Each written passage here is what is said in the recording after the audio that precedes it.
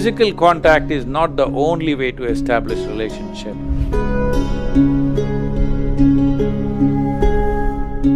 What people are calling as love today is actually just mutual benefit scheme.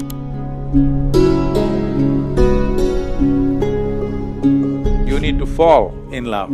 Something of you must go, then only there is room for love.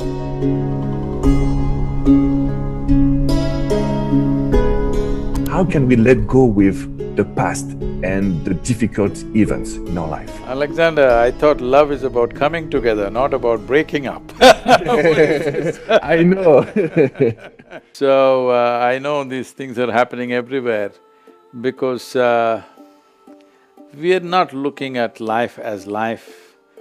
We have been educated, our education systems, our idea of science and technology has all deduced itself into how to use everything for our benefit.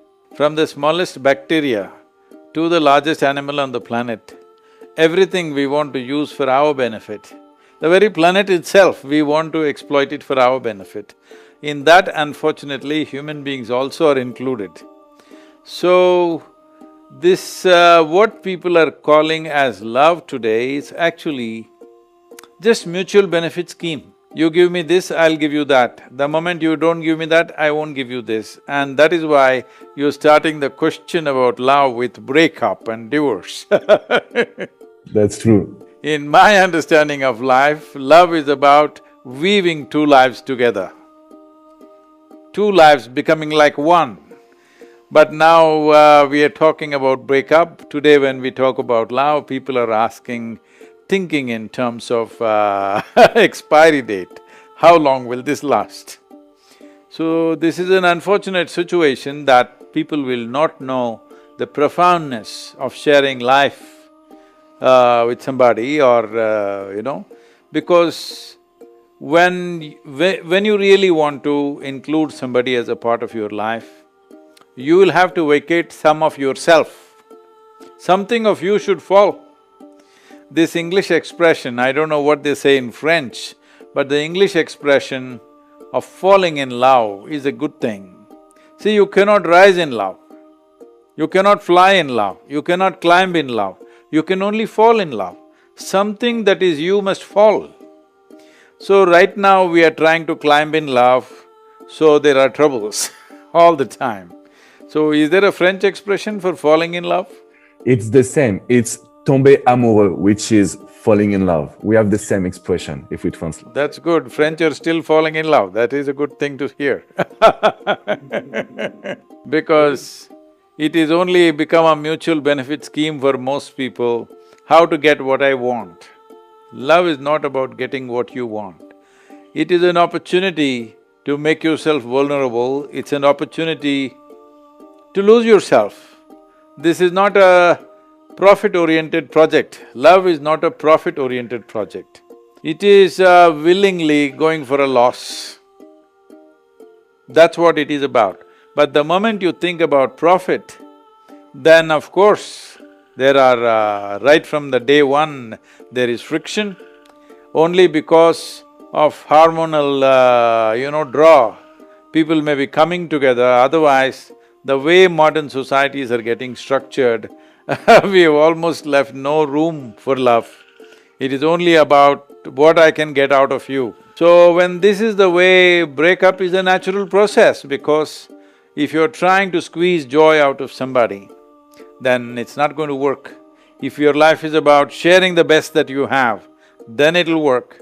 I'm not saying it is not there at all, but unfortunately, largely it's moving in this direction. What can I get out of you?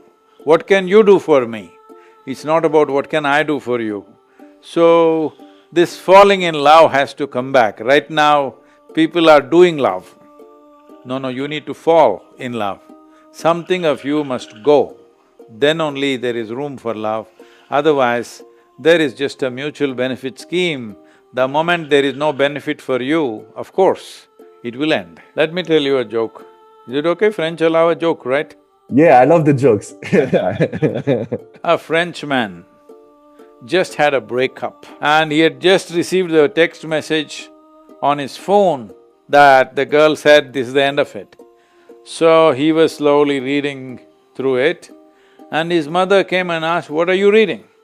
He didn't want to tell her, so he said, I'm reading a recipe of a very nice, a gourmet food. Yeah. She looked at him and said, it looks like you have come to cutting onions, because he was tearing up. It looks like you come to the part where they're cutting onions. So even if you tear up when you cut onions, if you cook well, still the food tastes good, all right?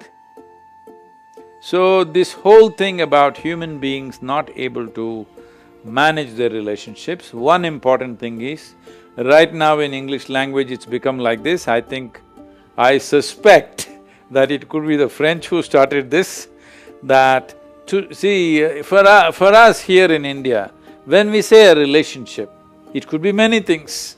It could be with our parents, it could be with our siblings, it could be with our friends.